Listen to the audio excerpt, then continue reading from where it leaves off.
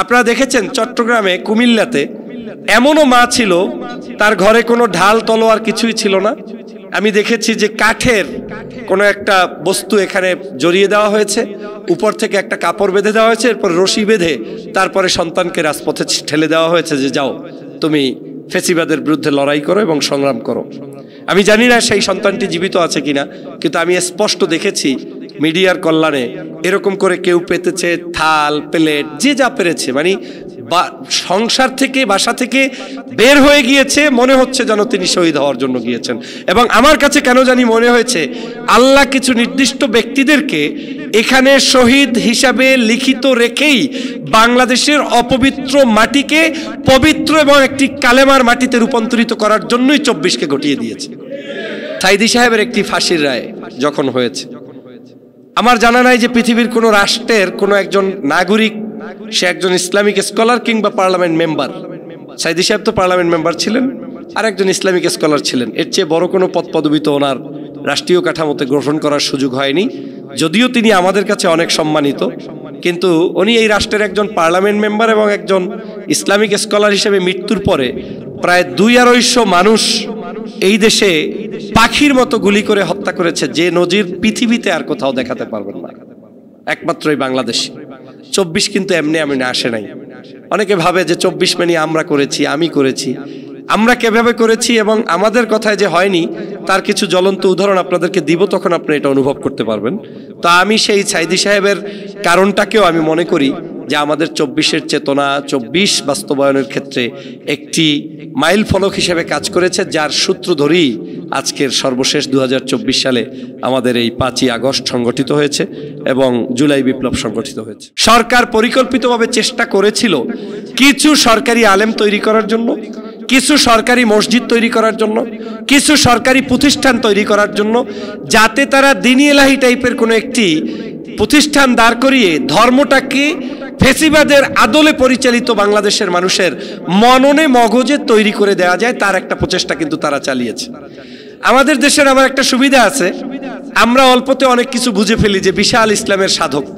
যদি দেখি যে 5তলা একটা বিল্ডিং বানিয়ে দিয়েছে কেউ, আমরা ওই বিল্ডিংটাকে ধরে নেই ইসলামের বড় খেদমত। কেউ যদি আমার হাতে একটা সার্টিফিকেট ধরিয়ে দেয়, আমরা ধরে নেই যে ওরে বাপরে বাবা, আমাকে তো একটা সার্টিফিকেট ধরিয়ে দেওয়া হয়েছে, that means this is name call Islam, আমাকে ইসলামের একটা পূর্ণাঙ্গ জায়গা এই ফেসিবাদী হাসিনা তৈরি করে দিয়েছে। কিন্তু কখনো এই বাঙালি মুসলমান ভাবে না যে বরং বাংলাদেশের চেতনার সত্যিকার ইসলামকে দাবিয়ে রাখার জন্য সুকৌশলে একটি গোষ্ঠী তৈরি করে তারা প্রচেষ্টা চালিয়েছিল, যাতে করে ইসলামিক যে তাহজিব তামাদ্দুন চিন্তা চেতনা দর্শন, যেটার মাধ্যমে এদেশের মানুষ ইসলামী শাসনকে চায়, ইসলামিক পরিচালনায় এই দেশের রাষ্ট্র ব্যবস্থা পরিচালিত করতে চায়, ওই জিনিসটার সদ্য মানে আড়ালে রেখে নতুন কিছু তৈরি করে আপনাকে ঘুমন্ত রাখার একটা প্রচেষ্টা করেছে শেখ হাসিনা। সেটাকেও আমরা অনেকে ইসলামের খেদমত মনে করেছি, এখনো বিশ্বাস করে এবং এটা নিয়ে অনেকে গালগল্পও করে। কিন্তু আমি মনে করি গত 16 বছর তার রক্ত, যেভাবে তিনি মানুষের রক্ত খেয়েছেন, ঝরিয়েছেন, আপনার মানুষের উপরে জুলুম করেছেন, নির্যাতন করেছেন, ওই নির্যাতনগুলোকে আড়াল করার জন্যই কিছু প্রজেক্ট তিনি হাতে নিয়েছিলেন। সেই প্রজেক্টের অংশ হিসেবে তিনি কিন্তু কয়েকটি জায়গায় কিছু স্ট্রাকচারাল ইসলামিক জিনিস দেখিয়েছেন, but it is not a real Islam. কারণ এটাকে তিনি শুধুমাত্র সম্মুখে এনে আপনাদের মতো মানুষদেরকে দুনিয়া থেকে শেষ করতে পেরেছেন। আর সে কারণেই বাংলাদেশের সাইদি সাহেবের মতো মানুষ, যিনি 53 বছর কোরআনের তাফসির করেছেন, তারপরেও ওই মানুষটাকে হত্যার রায় দেওয়ার পরে বাংলাদেশের মসজিদ থেকে কোনো একজন ইমাম কিংবা মুয়াজ্জিন রাস্তায় দাঁড়িয়ে তাকবীরের ধ্বনি দেওয়ার দুঃসাহস দেখাতে পারে না। এটা আমাদের জন্য ছিল একটি চরম অধপতনের কারণ। তাকে বুঝানো হয়েছে যে সাইদি সাহেবের Islam is not real Islam, সে পার্ট অফ জামাত। জামাত মানি মারা যায়, জামাত মানি খেয়া যায়, জামাত মানি হত্যা করা যায়, শিবির মানি এদেশ থেকে মূলোৎপাটন করা যায়। এদের কারণে যে সকল ইসলামিক কার্যক্রম পরিচালিত হয়, এটাকে রিয়েল ইসলাম না, বরং ওই শেখ হাসিনার প্রতিষ্ঠিত ইসলামটাই ছিল বাংলাদেশের গত 16 বছরের ইসলাম। সম্মানিত ভাইরা, সে কারণে অনেক মানুষ তাদের কাছে হাদিয়ে নিতেন, তাদের কাছে যাইতেন, বসতেন, খেতেন এবং খেয়ে দিয়ে গত 16 বছর আমাদের এই সমাজটাকে অপবিত্র করে গিয়েছেন, যার খেসারত আমাদের 24-এর এই গণ অভ্যুত্থানে প্রায় 2000 মানুষকে শহীদ হতে হয়েছে, প্রায় 1.5 লক্ষ মানুষকে আহত হতে হয়েছে এবং আজও আমরা সেটাকে বহন করে চলেছি। বিসমিল্লাহির রহমানির রহিম।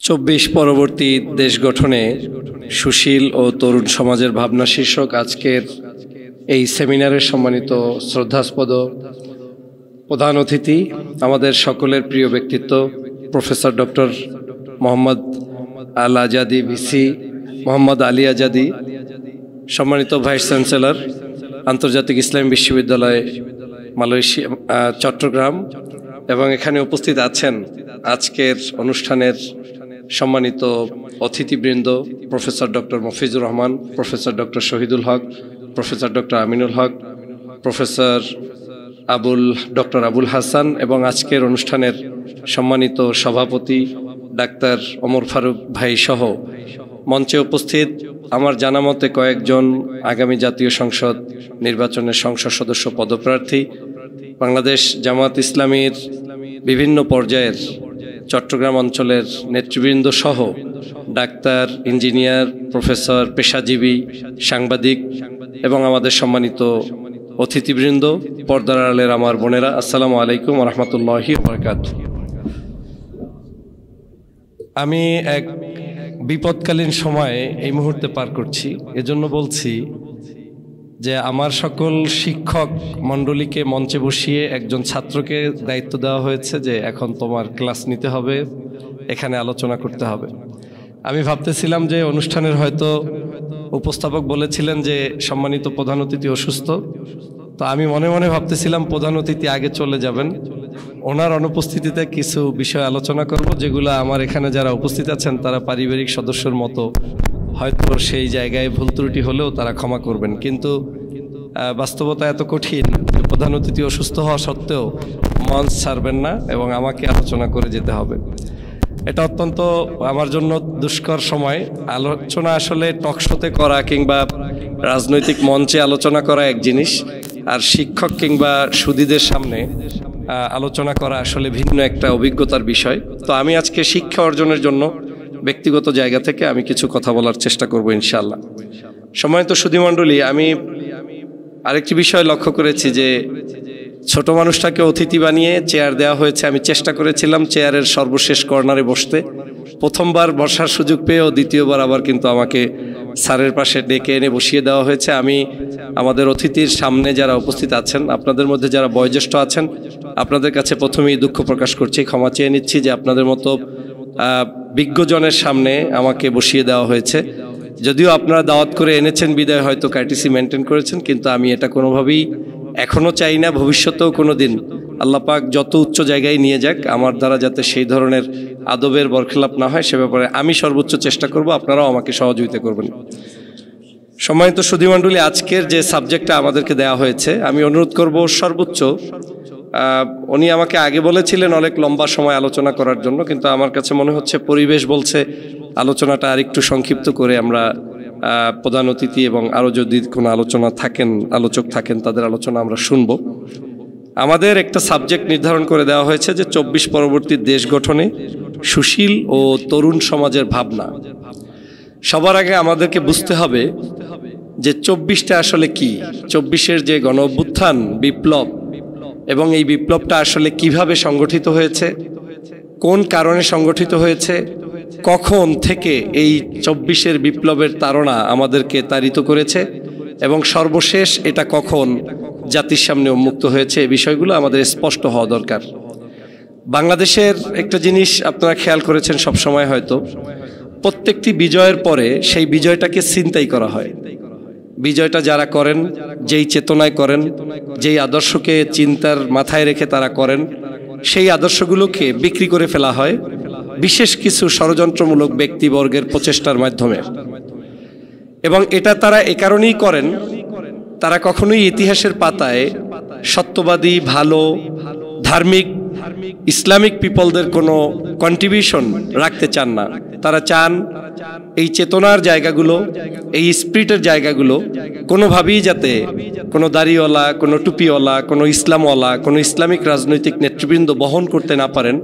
সে কারণে আজ নয়, এই বাংলাদেশের শতবর্ষের ইতিহাসের সমগ্র পাতায় পাতায় আমাদের বিরুদ্ধে চলমান ষড়যন্ত্র রয়েছে এবং সেই ষড়যন্ত্র এখনো কিন্তু থেমে যায়নি। সম্মানিত বন্ধুগণ, আপনারা জানেন আমি যে বিষয়টাকে সবসময় হাইলাইট করার চেষ্টা করি যে আসলে 24টা কেন আসলো। আপনি যদি বিগত 16 বছরের কয়েকটা ধাপ আপনি অনুভব করার চেষ্টা করেন, তাহলে আপনারা দেখবেন যে সেই ধাপের ভিতরে কি কি জিনিস বাংলাদেশে সংগঠিত হয়েছে এবং সেই জিনিসগুলো সবচেয়ে ত্যাগ কারা বেশি করেছেন। আপনি মনে করতে পারেন যে আমাদের দেশের 57 জন সেনা অফিসারকে হত্যা করা হয়েছে, এটা ন্যাচারাল। অনেকে ভাবতে পারে এটা একটা অ্যাক্সিডেন্ট হয়ে গিয়েছে, এটার মধ্যে কোনো পরিকল্পনা নাই। কিন্তু এটাও যে আপনার বাংলাদেশকে রসাতলে ফেলানোর জন্য একটি গভীর ষড়যন্ত্রের অংশের একটা পার্ট, সেই পার্টটা যখন প্রযোজ্য ছিল, যখন করা দরকার ছিল, তখনই কিন্তু বাংলাদেশে ষড়যন্ত্রকারীরা সংগঠিত করেছে। তারা জেনেছে যখন ১/১১ সরকার পরবর্তী সময়ে বাংলাদেশের মানুষ অপেক্ষমান ছিল একটি সুন্দর গণতান্ত্রিক সরকার ব্যবস্থায়, এবং সেই সরকার ব্যবস্থাটা আসলে 50 দিন 60 দিনের মাথায় যে সরকারটা আর পড়ে যাবে না, এটা জেনে শুনেই নতুন একটি সরকারের সূচনা লগ্নেই সেই 57 জন সেনা অফিসারকে বাংলাদেশ থেকে বিদায় করা হয়েছে পরিকল্পিতভাবে। ওই 57 জন সেনা অফিসার যদি 5 বছরের বিগিনিংয়ে তাদেরকে হত্যা না করে এন্ডিং টাইমে হত্যা করা হতো, তাহলে হয়তো ওই সরকারই পড়ে যেত। দেখেন পরিকল্পনাগুলো কত সুন্দরভাবে তাদের স্বার্থে তারা করে গিয়েছে, কিন্তু আজ পর্যন্ত আমরা বুঝতে সক্ষম হইনি। এবং ওই 57 জন সেনা অফিসার যদি জীবিত থাকতেন, তাহলে এমনও হতো হয়তো বাংলাদেশে এতদিনে 57 বার বাংলাদেশে কোনো একটি বিপ্লব কিংবা কোনো একটি বিদ্রোহ সংগঠিত হয়ে যেত, যেটা এই বাংলাদেশে গত 16 বছর হতে দেওয়া হয়নি। তো পরিকল্পিতভাবে সেই 57 জন হত্যা করার মধ্য দিয়ে কি আমাদের সেই সময়ের শাসক গোষ্ঠী কিংবা বিদেশি দেশি ষড়যন্ত্রবাদীরা থেমে গিয়েছে? যায়নি। তারা আস্তে আস্তে করে মাথাচাড়া দিয়ে উঠে বাংলাদেশের প্রত্যেকটি স্টেপ বাই স্টেপ তারা এদেশের জনগণের উপরে চেপে বসেছে, এবং চেপে বসার পরিণতিতে আমাদের 16 বছর পর্যন্তই কিন্তু একটি কালো মেঘের মধ্যে ঘুরে ফিরে আমাদেরকে অবস্থান করতে হয়েছে। কেউ দেশে অবস্থান করেছে, কেউ বিদেশে অবস্থান করেছে, কেউ ঠিকমতো পরিচয় দিয়ে বহন করে নিজে চলতে পারেনি, কেউ যে রাজনৈতিক দল করে ওই দলটার নাম নিয়েও রাস্তাঘাটে চলতে পারেনি। এমন একটি দুঃসহ সময় আমাদের পার করতে হয়েছে, যেটা গত 16 বছর গিয়েছে। আপনারা জানেন যে বাংলাদেশের 24টাই হইতো না। আমি একটা জায়গায় সবসময় বলি, যদি এদেশের কিছু মানুষের রক্ত না ঝরত।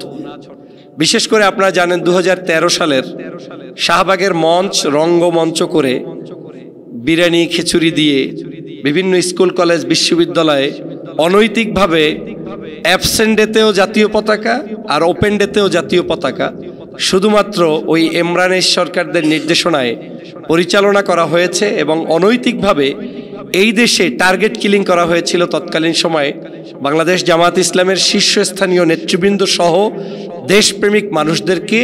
কাউকে জেলের ভিতরে ইনজেকশন পুশিং এর মাধ্যমে, কাউকে সরাসরি আপনার ফাঁসির রশিতে ঝুলিয়ে তারপরে হত্যা করা হয়েছে। আমার জানা মতে 11 জন মানুষকে হত্যা করা হয়েছে। তার মধ্যে জামাত ইসলামীর আমির মাওলানা মতিউর রহমান নিজামী, মীর কাশেম আলী, আলী হাসান মুজাহিদ, তারপরে হচ্ছে আপনার কামরুজ্জামান, এরপরে হচ্ছে সালাউদ্দিন কাদের চৌধুরী, বিএনপির একজন নেতা। এভাবে করে কাদের মোল্লা সাহেব সহ শীর্ষস্থানীয় নেতাদেরকে ফাঁসির কাস্টে ঝুলিয়ে হত্যা করেছে। আর যে সকল মানুষরা ফাঁসির কাস্টে ঝুলতে পারেনি, তাদেরকে জেলে বসে বার্ধক্য বয়সে কষ্ট দিয়ে, ওষুধ না দিয়ে হত্যা করা হয়েছে। তার মধ্যে অধ্যাপক গোলাম আজম সাহেব অন্যতম। আল্লামা দেলোয়ার হোসেন সাইদি সাহেবকে তো ইনজেকশন পুশিং এর মাধ্যমেই হত্যা করা হয়েছে। তো এই সকল এই হত্যাগুলো কিন্তু বাংলাদেশের বাংলাদেশ স্বাধীনতা থেকে শুরু করে 53-54 বছরের ইতিহাসে আর কোনো পার্টি দেখাতে পারবেন না যেই পার্টির চিফ প্রধানকে সহ শীর্ষস্থানীয় 11 জন মানুষকে দেশপ্রেমী উদ্বুদ্ধ হয়ে, কোরআন প্রেমী উদ্বুদ্ধ হয়ে নিজ দায়িত্বে ফাঁসির রশি গলায় নিয়ে হত্যার শিকার হয়ে দুনিয়া থেকে চলে গিয়েছেন। একমাত্র বাংলাদেশ জামাত ইসলামের নেতৃবৃন্দই সেটা পেরেছে। আমি সেজন্য আল্লাহর দরবারে দোয়া করছি, আল্লাহ তাদেরকে জান্নাতের সুউচ্চ মাকাম নসিব করুক। 24টাকে অনেকে হেলায় খেলায় ভাবছে, মনে করে যে শাহবাগে গেলাম আর আমরা শহীদ মিনারে গিয়ে 2-4টি গান গেলাম আর এই গানের মধ্য দিয়েই প্রতিষ্ঠিত একটি 24। নিতান্তই ভুল ধারণা। বাংলাদেশের এই 24টা যে কারণে সংগঠিত হয়েছে তার মধ্যে দুটি কারণ ইতিমধ্যে আপনাদেরকে বলেছি, সেনা হত্যা এবং 13 সালের সেই ষড়যন্ত্র। আমি সেই 13 সালের ষড়যন্ত্র সম্পর্কে আরেকটু আলোকপাত করব, তার আগে আর দুই একটি পয়েন্ট দিয়ে তারপরে কথা আপনাদেরকে একটু বোঝানোর চেষ্টা করছি। আপনারা জানেন 5ই মের শাপলা চত্বর, এই শাপলা চত্বরটা ছিল একটা মেচাকার, এবং এই মেচাকারটা ছিল, যদিও ভাইদের বর্তমান পরিস্থিতি নিয়ে আমি আলোচনা করতে চাই না, আমি বলছি সেই সময়ের কথা, যেই সময় হেফাজতে ইসলামের নেতৃবৃন্দ সহ এদেশের আলেমদেরকে শুধুমাত্র আলেমদের কয়েকটি দাবির উপরে ভিত্তি করে তারা এসেছিলেন। রাষ্ট্র ক্ষমতা দখলও তাদের যেমন উদ্দেশ্য ছিল না, কিংবা কোনো ব্যক্তিরও ওখানে রাষ্ট্র ক্ষমতা দখল করার মতো পরিকল্পনা ছিল বলে আমার কাছে পরবর্তী স্টাডি করে মনে হয়নি। তো সেরকম একটি দাবির জায়গায় গিয়েও তারা কি করেছেন, সেই জায়গায় মানুষদেরকে হত্যা করেছেন, রাতের বেলা নির্বিচারে গুলি করে হত্যা করেছেন এবং রাষ্ট্রের মদদে। আপনারা যদি জানেন যে সাবেক আওয়ামী লীগের সাধারণ সম্পাদক সাহেব যিনি মৃত্যুবরণ করেছেন, কি জানি নাম ছিল ওনার, আশরাফ সাহেব তো একদম হুমকুম দিয়েই বলেছিলেন যে এখান থেকে এখনই বের হয়ে যেতে হবে, না হয় যা হওয়ার তাই হবে, এবং সেটাই হয়েছে। আপনারা জানেন যে সাবেক তৎকালীন সময়ের সম্ভবত র্যাবের পরিচালক ছিলেন তখন, এই যে পুলিশের যে আইজি পালিয়ে গেলেন বেনজির তো সে সময় মাটির তল থেকে মানুষদেরকে তুলে এনে তারপরে বিচার করবেন, এরকম দাম্ভিকতাপূর্ণ বক্তব্য আমরা বিভিন্ন সময় দেখেছি। সেই সময়ে আলেমদের সেই রক্ত কিন্তু আজকের এই 24-এর চেতনার অন্যতম একটা কারণ। সেই আলেমদেরকে তখন হত্যা করেছে, হত্যা করে আমরা 24টা যারা সরাসরি চোখের সামনে টেলিভিশনে বিভিন্ন কারণে দেখতে সক্ষম হয়েছি, সে কারণে হয়তো আমরা বুঝতে পারছি যে ট্রাকের উপরে মানুষদেরকে ঢুকিয়ে রেখে শত শত লাশ এরকম কি বলে বস্তাবন্দি করে উপরে ঝুলিয়ে রেখে তারপরে আগুন দিয়ে পুড়িয়ে হত্যা করা হয়েছে। চোখে দেখেছেন, বিশ্বাস করেছেন, কিন্তু 5ই মের সেই লাশ যে পুড়িয়েছে না গর্তে ফেলেছে আপনি চোখেও দেখেন নাই, বিশ্বাস করার সুযোগ নেই। বরং চোখে যারা দেখাবে সেই দিগন্ত টেলিভিশন মাত্র 5-7 মিনিট তারা লাইভ কাস্ট করার সাথে সাথে তাদের টেলিভিশন পর্যন্ত বন্ধ করা হয়েছে, যা আজকে পর্যন্ত আর খোলার কেউ সাহস পায়নি বা এখনো খুলেছে বলে আমার কাছে তথ্য নেই। আপনারা জানেন যে আমার দেশের সম্পাদক মাহমুদুর রহমান তৎকালীন সময়ে ওই শাহবাগ, তারপরে আপনার এই যে আমাদের হেফাজতে ইসলামদের মানুষের উপরে অত্যাচার, এগুলো নিয়ে বেশ লেখালেখি করতেন, এবং সেই লেখালেখি করার কারণে তিনি হয়ে গেছেন বাংলাদেশের একজন আলেমের চাইতেও বড় জঙ্গি, এবং তাকে এই জঙ্গি উপাধি দিয়ে দেশে বিদেশে তার নামে তৎকালীন সময়ের সরকার বিভিন্ন আর্টিকেল এবং লেখালেখি করে তাকে সেভাবে উপস্থাপন করা হতো। আমার সাথে ব্যক্তিগত সম্পর্কের জায়গা থেকে একবার গল্প করতে গিয়ে উনি বলছিলেন যে আমার তো মনে হয় তোমার বাংলাদেশের সবচেয়ে প্রথম যদি একজন জঙ্গি ব্যক্তি থাকে তার নাম হচ্ছে মাহমুদুর রহমান। কেন? যার দাড়ি নাই, টুপি নাই, মোচ নাই, ইসলামিক কোনো স্কলার হিসেবে বাহিরে কোনো খ্যাতি নাই, কিন্তু এই দেশে যারা দাড়িওয়ালা আছে তাদের কোনো তালিকা বিদেশে আমেরিকা, লন্ডন, কানাডায় আছে বলে আমার মনে হয় না। মাহমুদুর রহমানের নামটা কিন্তু জঙ্গি হিসাবে আছে।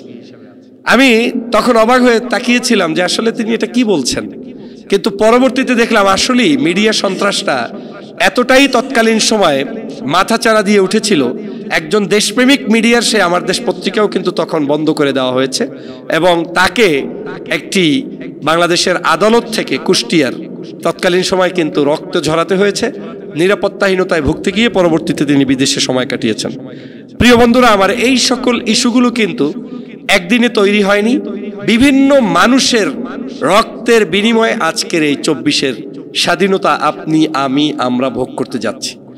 আপনারা জানেন যে সাইদি সাহেবের একটি ফাঁসির রায় যখন হয়েছে, আমার জানা নাই যে পৃথিবীর কোনো রাষ্ট্রের কোনো একজন নাগরিক, সে একজন ইসলামিক স্কলার কিংবা পার্লামেন্ট মেম্বার, সাইদি সাহেব তো পার্লামেন্ট মেম্বার ছিলেন আর একজন ইসলামিক স্কলার ছিলেন, এর চেয়ে বড় কোনো পদ পদবি তো ওনার রাষ্ট্রীয় কাঠামোতে গ্রহণ করার সুযোগ হয়নি। যদিও তিনি আমাদের কাছে অনেক সম্মানিত, কিন্তু উনি এই রাষ্ট্রের একজন পার্লামেন্ট মেম্বার এবং একজন ইসলামিক স্কলার হিসেবে মৃত্যুর পরে প্রায় 200-250 মানুষ এই দেশে পাখির মতো গুলি করে হত্যা করেছে, যে নজির পৃথিবীতে আর কোথাও দেখাতে পারবেন না, একমাত্রই বাংলাদেশ। 24 কিন্তু এমনি এমনি আসে নাই। অনেকে ভাবে যে 24 মানে আমরা করেছি, আমি করেছি, আমরা কিভাবে করেছি এবং আমাদের কথায় যে হয়নি তার কিছু জ্বলন্ত উদাহরণ আপনাদেরকে দিব, তখন আপনি এটা অনুভব করতে পারবেন। তো আমি সেই সাইদি সাহেবের কারণটাকেও আমি মনে করি যে আমাদের 24-এর চেতনা 24 বাস্তবায়নের ক্ষেত্রে একটি মাইল ফলক হিসেবে কাজ করেছে, যার সূত্র ধরেই আজকের সর্বশেষ 2024 সালে আমাদের এই 5ই আগস্ট সংগঠিত হয়েছে এবং জুলাই বিপ্লব সংগঠিত হয়েছে। আপনারা জানেন যে বাংলাদেশে শহীদ আবরারের নাম জানে না এমন কোনো মানুষ নাই। আবু সাইদ সাহেব তো 24-এর গণ অভ্যুত্থানের আন্দোলনের একজন মানে সর্বোচ্চ ব্যক্তি, যাকে আমি বলবো যে স্বাধীনতা যুদ্ধের পরে বীরশ্রেষ্ঠ লেভেলে কোনো একজন ব্যক্তিকে যদি সম্মানিত করা হয় বা রাষ্ট্রের কোনো সুযোগ থাকে তাহলে সেটা অবশ্যই শহীদ আবু সাইদরা পাবেন। তিনি একমাত্র ব্যক্তি, অন্তত একজন পেলে তিনি পাবেন। কিন্তু শহীদ আবরার যখন এই বাংলাদেশের জন্য যখন কেউ কথা বলতো না, ধরেন 2-4 লাইন কেউ লিখতো, তার মধ্যে একজন শহীদ আবরার। তিনি দেশের পক্ষে লিখতেন, ভারতের আধিপত্যবাদের বিরুদ্ধে লিখতেন, ভারতের শোষণ নীতির বিরুদ্ধে লিখতেন। লেখালেখি করা আর লোকটা চেহারা সুরাতে ইনোসেন্ট ছিল, দেখলে মনে হতো শিবির শিবির ভাব, কিন্তু বাই পেপার শিবির কখন ছিলেন, কোন তারিখে ছিলেন, এর কোনো এভিডেন্স জনগণের সামনে হয়তো এখনো প্রকাশ্যে নেই। কিন্তু লোকটা নামাজ পড়তেন। এই নামাজ এবং শুধুমাত্র ভারতীয় আধিপত্যবাদের বিরুদ্ধে লড়াই করতে গিয়ে তাকে বাংলাদেশ থেকে শহীদ করা হয়েছে। সে শহীদটা গুলি করে একত্রে হত্যা করেছে এমনটা নয়, রাতভর পিটিয়েছে, খাবার খেতে দেয়নি, মায়ের সাথে কথা বলতে দেয়নি। নিথর দেহটি চিকিৎসার অভাবে পড়েছিল সিঁড়ির উপরে, সেই সিঁড়ির উপরেই তাকে মৃত্যুর কোলে ঢুলে পড়তে হয়েছে। অথচ বিশ্ববিদ্যালয়ের সেই নরপিচাস নামক বিভিন্ন শিক্ষক, বিভিন্ন ধরনের প্রশাসনের কর্মকর্তারা শুধুমাত্র আওয়ামী লীগের গোলাম ছিলেন বিধায় তার চিকিৎসার ব্যবস্থাও করে নাই, ঠিক কিনা বলেন? তো সেই মানুষটি হত্যার পরবর্তী সময়ে কিন্তু একটা চেতনা আমরা লক্ষ্য করেছি। সেই বুয়েট থেকে শুরু করে বিভিন্ন জায়গায় সাধারণ শিক্ষার্থীরা আন্দোলন করেছিলেন যে অপশক্তি, অপরাজনীতি বন্ধ করতে হবে, নির্মূল করতে হবে, এবং সেটা ছিল সরাসরি ছাত্রলীগ এবং আওয়ামী লীগের বিরুদ্ধে প্রকাশ্যে বিশ্ববিদ্যালয় থেকে এরকম কোনো বড় একটি অ্যাকশন যেটা 24-এর চেতনাকে জাগ্রত করার জন্য আমাদের সূচনা করেছিল।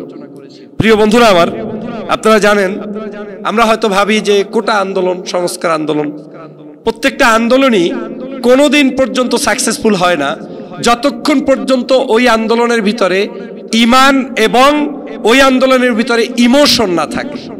আর ইমোশন ততক্ষণ পর্যন্ত আসে না যতক্ষণ পর্যন্ত ওই আন্দোলনের ভিতরে কোনো একটা শহীদি তামান্না কিংবা আপনার কোনো একটা পরজগতের অর্জন যেটা আপনি হিডেনলি অনুভব করতে পারেন যে আমি যদি মারাও যাই আমি দেশের জন্য মরব, শহীদ হব, ধর্মের জন্য মরব, শহীদ হব। তখনই ওই আন্দোলন সংগ্রামগুলোতে মানুষ জীবন দেয়, রক্ত দেয় এবং একটা পর্যায়ে গিয়ে সফলতা অর্জন করে। 24-এ যারা শহীদ হয়েছে এর ম্যাক্সিমাম মানুষের ক্ষেত্রে আপনি দেখবেন এর প্রত্যেকটি নাগরিকই ছিল শহীদ হওয়ার তামান্না নিয়ে রাস্তায় নেমেছিল, এমনি এমনি মারা যায়নি। এবং প্রত্যেকের ভিতরে একটা মানে কি বলে ওটাকে স্পিরিট ছিল যে আমি যদি বেঁচে যাই আলহামদুলিল্লাহ, আমি যদি মারা যাই তাও আলহামদুলিল্লাহ, কিন্তু মারা গেলে আমি শহীদ হব, আল্লাহর কাছে জান্নাতে যাব, আর যদি বেঁচে যাই তাহলে গাজী হব। আর যে সন্তানগুলো বের হয়েছিলেন তাদের বাবা মাও চিন্তা করেছিলেন যে আমি হয়তো সেই সৌভাগ্যবান শহীদের পিতামাতা হব।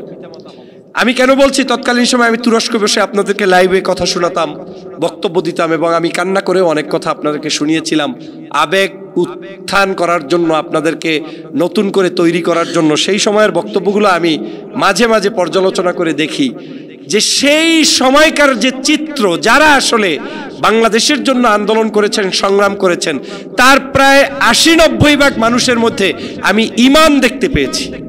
কিন্তু বর্তমান সময়ের 24টাকে যারা উপভোগ করতে যাচ্ছি তাদের ভিতরে সেই শহীদি ঈমানটা নাই। এটা আপনারা বিশ্বাস করেন? আপনারা অনুভব করেন? আপনারা দেখেছেন চট্টগ্রামে, কুমিল্লাতে এমনও মা ছিল তার ঘরে কোনো ঢাল তলোয়ার কিছুই ছিল না।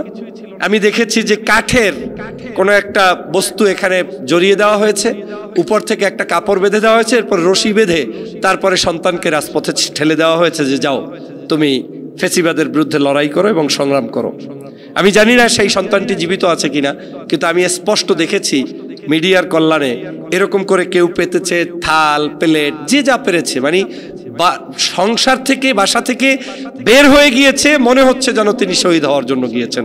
এবং আমার কাছে কেন জানি মনে হয়েছে আল্লাহ কিছু নির্দিষ্ট ব্যক্তিদেরকে এখানে শহীদ হিসাবে লিখিত রেখেই বাংলাদেশের অপবিত্র মাটিকে পবিত্র এবং একটি কালেমার মাটিতে রূপান্তরিত করার জন্যই 24কে ঘটিয়ে দিয়েছে। কারণ আপনারা 4 তারিখ রাতেও কিন্তু কেউ জানতেন না যে আমাদের দেশ থেকে ফ্যাসিবাদী শেখ হাসিনা পলায়ন করবে। আমরা আন্দোলন করেছি, কিন্তু একটি গভীর কালো মেঘাচ্ছন্ন জিনিস দেখে দেখে আন্দোলন করেছি। কোনো সূর্য উকি দিচ্ছে এরকম কোনো কিছু আমরা দেখি নাই। আল্লামা দেলোয়ার হোসেন সাঈদী সাহেব মনে হয় সর্বশেষ এই চট্টগ্রামের মাটিতেই একটা বক্তব্য দিয়েছিলেন লালদিঘির ময়দানে। আপনারা হয়তো সেই অনেকেই প্যারেড না লালদিঘিতেই দিয়েছিলেন, প্যারেডেও দিয়েছিলেন। তো সেই সমাবেশের বক্তব্য, প্রায় বক্তব্যগুলোতেই তিনি তো একটা কথা বলেই গিয়েছিলেন যে এমন একটি সময় আসছে যে মেঘ দূর হওয়ার কোনো সম্ভাবনা নাই, যে কি বলে শুভে সাদেক দেখা অসম্ভব হয়ে দাঁড়াবে। এবং সেই অসম্ভবটা সত্যি তার বক্তব্যের পরে কমপক্ষে 18-19 বছরে আমরা সেই অসম্ভবটা সম্ভব করতে পারিনি। সম্মানিত ভাইরা, এখন আপনাদের কাছে 4-5টা গ্রাউন্ড বলার পরে এর মাঝে তো অনেক ঘটনা আছে। আলেমদের উপরে নির্যাতন, জুলুম, অত্যাচার, পীর মাশায়েখদের উপরে নির্যাতন, এক কথায় যারা হক কথা বলেছে, ধর্মের কথা বলেছে, ইসলামের কথা বলেছে, ভালো কথা বলেছে, দেশের কথা বলেছে, তাদের উপরে জুলুম নির্যাতনের স্টিমরোলারের কোনো অবস্থাই কমতি গত 16 বছর কোনো অংশে ছিল না। তবে এটাও আমরা দেখেছি সরকার পরিকল্পিতভাবে চেষ্টা করেছিল কিছু সরকারি আলেম তৈরি করার জন্য, কিছু সরকারি মসজিদ তৈরি করার জন্য, কিছু সরকারি প্রতিষ্ঠান তৈরি করার জন্য, যাতে তারা দ্বীন ইলাহি টাইপের কোনো একটি প্রতিষ্ঠান দাঁড় করিয়ে ধর্মটাকে ফেসিবাদের আদলে পরিচালিত বাংলাদেশের মানুষের মননে মগজে তৈরি করে দেওয়া যায়, তার একটা প্রচেষ্টা কিন্তু তারা চালিয়েছে। আমাদের দেশের আমার একটা সুবিধা আছে, আমরা অল্পতে অনেক কিছু বুঝে ফেলি যে বিশাল ইসলামের সাধক। যদি দেখি যে 5 তলা একটা বিল্ডিং বানিয়ে দিয়েছে কেউ, আমরা ওই বিল্ডিংটাকে ধরে নেই ইসলামের বড় খেদমত। কেউ যদি আমার হাতে একটা সার্টিফিকেট ধরিয়ে দেয়, আমরা ধরে নেই যে ওরে বাপরে বাবা, আমাকে তো একটা সার্টিফিকেট ধরিয়ে দেওয়া হয়েছে, that means this is name call Islam, আমাকে ইসলামের একটা পূর্ণাঙ্গ জায়গা এই ফ্যাসিবাদী হাসিনা তৈরি করে দিয়েছে। কিন্তু কখনো এই বাঙালি মুসলমান ভাবে না যে বরং বাংলাদেশের চেতনার সত্যিকার ইসলামকে দাবিয়ে রাখার জন্য সুকৌশলে একটি গোষ্ঠী তৈরি করে তারা প্রচেষ্টা চালিয়েছিল, যাতে করে ইসলামিক যে তাহজিব, তামাদ্দুন, চিন্তা, চেতনা, দর্শন, যেটার মাধ্যমে এদেশের মানুষ ইসলামী শাসনকে চায়, ইসলামিক পরিচালনায় এই দেশের রাষ্ট্র ব্যবস্থা পরিচালিত করতে চায়, ওই জিনিসটার সদ্য মানে আড়ালে রেখে নতুন কিছু তৈরি করে আপনাকে ঘুমন্ত রাখার একটা প্রচেষ্টা করেছে শেখ হাসিনা। সেটাকেও আমরা অনেকে ইসলামের খেদমত মনে করেছি, এখনো বিশ্বাস করে এবং এটা নিয়ে অনেকে গালগল্পও করে। কিন্তু আমি মনে করি গত 16 বছর তার রক্ত, যেভাবে তিনি মানুষের রক্ত খেয়েছেন, ঝরিয়েছেন, আপনার মানুষের উপরে জুলুম করেছেন, নির্যাতন করেছেন, ওই নির্যাতনগুলোকে আড়াল করার জন্যই কিছু প্রজেক্ট তিনি হাতে নিয়েছিলেন। সেই প্রজেক্টের অংশ হিসেবে তিনি কিন্তু কয়েকটি জায়গায় কিছু স্ট্রাকচারাল ইসলামিক জিনিস দেখিয়েছেন, but it is not a real Islam. কারণ এটাকে তিনি শুধুমাত্র সম্মুখে এনে আপনাদের মতো মানুষদেরকে দুনিয়া থেকে শেষ করতে পেরেছেন। আর সে কারণেই বাংলাদেশে সাঈদী সাহেবের মতো মানুষ, যিনি 53 বছর কোরআনের তাফসির করেছেন, তারপরেও ওই মানুষটাকে হত্যার রায় দেওয়ার পরে বাংলাদেশের মসজিদ থেকে কোনো একজন ইমাম কিংবা মুয়াজ্জিন রাস্তায় দাঁড়িয়ে তাকবীরের ধ্বনি দেওয়ার দুঃসাহস দেখাতে পারে না। এটা আমাদের জন্য ছিল একটি চরম অধপতনের কারণ। তাকে বুঝানো হয়েছে যে সাঈদী সাহেবের Islam is not real Islam, সে পার্ট অফ জামাত। জামাত মানি মারা যায়, জামাত মানি খেয়া যায়, জামাত মানি হত্যা করা যায়, শিবির মানি এদেশ থেকে মূলোৎপাটন করা যায়। এদের কারণে যে সকল ইসলামিক কার্যক্রম পরিচালিত হয়, এটাকে রিয়েল ইসলাম না, বরং ওই শেখ হাসিনার প্রতিষ্ঠিত ইসলামটাই ছিল বাংলাদেশের গত 16 বছরের ইসলাম। সম্মানিত ভাইরা, সে কারণে অনেক মানুষ তাদের কাছে হাদিয়ে নিতেন, তাদের কাছে যাইতেন, বসতেন, খেতেন এবং খেয়ে দিয়ে গত 16 বছর আমাদের এই সমাজটাকে অপবিত্র করে গিয়েছেন, যার খেসারত আমাদের 24-এর এই গণ অভ্যুত্থানে প্রায় 2000 মানুষকে শহীদ হতে হয়েছে, প্রায় 1.5 লক্ষ মানুষকে আহত হতে হয়েছে এবং আজও আমরা সেটাকে বহন করে চলেছি। আচ্ছা, তাহলে 24 কারা করলো? অনেকের প্রশ্ন আসতে পারে, 24-এর অভ্যুত্থান আমি করেছি, আপনি করেছেন, সবাই করেছে। আমি প্রথমেই বলবো, মহান রব্বুল আলামিন আমাদের মতো খুদে আমাদের মতো অযোগ্য অপদার্থ বাংলাদেশি মানুষদেরকে রক্ষা করার উদ্দেশ্যে তার মতো করে তিনি আমাদেরকে রহম করেছেন, কিছু আবাবিল পাখি পাঠিয়েছেন, সেটা সত্য। তিনি আমাদেরকে রহম করেছেন বিদায়ী আমরা এখানে মুক্তি পেয়েছি, সেজন্য আল্লাহর দরবারে শুকরিয়া আদায় করছি, আলহামদুলিল্লাহ। কিন্তু এটার পিছনের মূল কাজ যদি আপনি দেখতে যান, তাহলে আমার কাছে অন বাক্যে যদি বলতে হয় তাহলে বুঝতে হবে গত এই 16 বছরের যেই পার্টি, যেই ইসলামিক পিপলরা, যেই ইসলামিক স্কলাররা জীবন দিয়েছে, শহীদ হয়েছে, তাদের রক্তের বিনিময়ে মূলত এই 24-এর স্বাধীনতা অর্জিত হয়েছে। কেন? যদি আপনাকে বলি যে 24-এর স্বাধীনতা, তাহলে কি আমাদের সাধারণ এমনি একটু বামপন্থী ধারার মানুষদের কারণে হয় নাই? না, হয় নাই। বাম ধারার রাজনীতির ধারায় যদি বাংলাদেশের 24 হইতো, তাহলে ঢাকা বিশ্ববিদ্যালয়, রাজশাহী বিশ্ববিদ্যালয়, চট্টগ্রাম বিশ্ববিদ্যালয়, জাহাঙ্গীরনগর বিশ্ববিদ্যালয়ের যে ছাত্র সংসদ নির্বাচনগুলো হয়েছে, সেই নির্বাচনগুলো 24-এর চেতনাধারী কিছু মানুষদেরকে, যারা বাম চিন্তায় লালিত হচ্ছে, নিজেদের জীবন পরিচালনা করছে, তারাই তাহলে নির্বাচিত হয়ে যেতে পারতেন। কারা হয়েছে নির্বাচিত? যাদেরকে গত 16 বছর পর্যন্ত ফ্যাসিবাদী শেখ হাসিনা চরমভাবে নিগৃহীত করেছে, নির্যাতিত করেছে, সেই মানুষদের কি সাধারণ মানুষরা পছন্দ করেছে, আস্থা রেখেছে এবং তাদেরকে ব্যালট পেপারে বিপ্লব দেখিয়ে তাদেরকে জয়যুক্ত করিয়ে দেখিয়েছে। তার নাম বাংলাদেশ ছাত্র শিবির। কি আপনাদের বিশ্বাস হয়?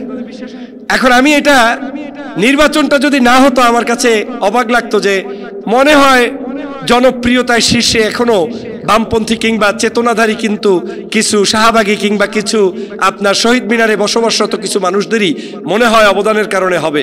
পরে আমি দেখলাম যদি তাই হয় তাহলে মানুষ কেন তাদেরকে গ্রহণ করছে না, গ্রহণ করছে শিবিরকে, গ্রহণ করছে জামাতকে। এত অবজ্ঞা, এত জুলুম, এত নির্যাতন, এই সব কিছুর পরেও আপনার এখন বাংলাদেশের মানুষ চিন্তা করছে যে বাংলাদেশকে যদি সুষ্ঠু সুন্দর ধারায় পরিচালিত করতে হয়, তাহলে বাংলাদেশ জামাত ইসলামের নেতৃত্বের সরকার ছাড়া এদেশে নিরাপদ কোনো সরকার আর কেউ বিশ্বাস করে না। তাহলে সেটা কেন? তার মানে হচ্ছে জনগণ বিশ্বাস করে 53 বছর পর্যন্ত এই দেশে নিরাপদ ছিল এই ধরনের ইসলামিক স্কলারদের মাধ্যমে, যারা জামাত ইসলাম কিংবা শিবির কিংবা ইসলামিক কার্যক্রমের সাথে সম্পৃক্ত ছিল। ওই মানুষরাই একমাত্র বাংলাদেশের আগামী রাষ্ট্রকে পরিচালনা করার নিরাপদ আশ্রয়স্থল। এবং সে কারণেই আপনি এখন হাটে যান, গ্রামে যান, বাজারে যান, বন্দরে যান, রিক্সাওয়ালার কাছে যান, জিজ্ঞেস করবেন। অ্যাজ এ পার্লামেন্ট মেম্বার পদপ্রার্থী হিসেবে আমি বলছি, আমি ক্যাম্পেইন করেছি লাস্ট 5 মান্থ। আমি আমার জায়গা থেকে স্পষ্টভাবে আপনাদেরকে একটা কথা বলছি, আশার আলো, যেই অঞ্চলটাতে আমি নির্বাচন করছি, আমার আসনের জিন্দিগিতে কোনোদিন জামাত ইসলাম নির্বাচিত হয় নাই। এখন পর্যন্ত তাদের ভোটের বাক্সে কোনোদিন এমপি হওয়ার সুযোগ নাই। কিন্তু আমার বিশ্বাস এই বছর সর্বপ্রথম যদি বাংলাদেশের বিপুল ভোটে কোনো আসন জেতে, সেটা ঝালকাঠি 1 আসন জিতবে ইনশাআল্লাহ। কেন জিতবে? এর অন্যতম কারণ আমি দেখেছি, হাটে বাজারের মানুষটা জামাত ইসলাম বানান করতে পারে না, বলে এবার ভোট দেবো জামাত। কেন দেবেন ভাই? ভাই নির্যাতন, নিপীড়ন, আইল ঠেলা, জমি ঠেলা, আমাদের উপরে অত্যাচার করা, চাঁদাবাজি করা, এগুলো একমাত্র বন্ধ করতে পারবে জামাত ইসলাম। এবং তাদের কানে কানে আল্লাহ পাক ছাড়া আমার তো মনে হয় না কে ক্যাম্পেইন করে দিল এই একটা দলের নাম, যেই দলটাকে এখনো বাংলাদেশের সব দল মিলে বলে যে এই দলটাকে ঠেকাও, তারপরেও জনগণের কানের ভিতরে এই দলটার নাম পৌঁছে দিয়েছে কে? আমি নিজে অবাক হয়ে যাই যখন আমি দেখি তারা ক্যান্ডিডেটও জিজ্ঞেস করে না। এমনও ক্ষেত্র ঘটেছে, অনেকে বলে ডক্টর ফয়জুল ভাই এখানে হয়তো একটু সেলিব্রিটি পরিচিতি, কায়েত শাহ হুজুরের নাতি, এখানে বংশীয় পরিচয় আছে। কিন্তু আমি অনেক মানুষের কাছে গিয়েছি যারা আমার চেহারাও জীবনে দেখে নাই, আমার নামও জানে না, তারা বলে এবার ভোট দেবো দাঁড়িপাল্লা।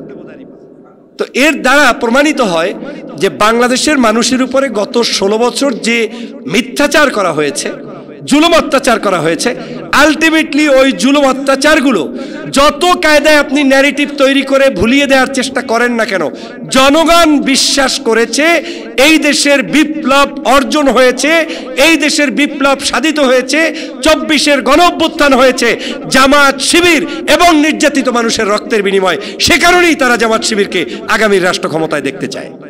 সম্মানিত ভাইরা, এখন অনেকের কাছে মনে হতে পারে যে আমরা আবেগী মানুষ, তাদের পক্ষে তো কিছু কথা বলতেই হবে।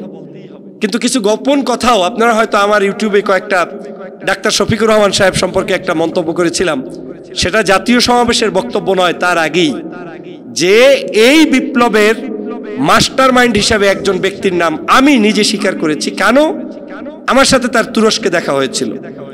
তো তুরস্কে আমি তখন বাংলাদেশ জাতীয়তাবাদী দলের একজন ব্যক্তি হিসেবে টকশো করি, কিন্তু ইসলামী মূল্যবোধের পক্ষেই সবসময় কথা বলতাম।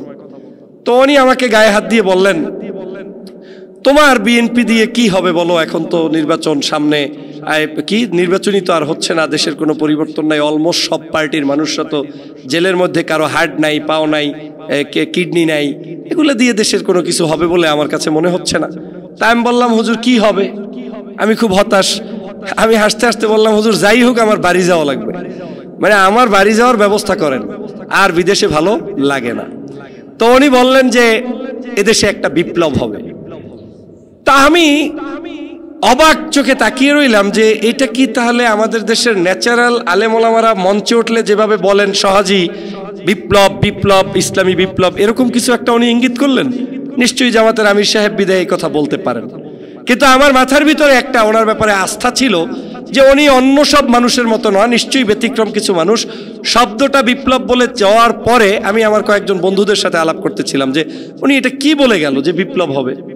একেবারে জ্যান্ত সত্য কথা বলছি, যেটা মাত্র বিপ্লবের 3 থেকে 4 মাস আগেরও না, 3 মাস আগের ঘটনা।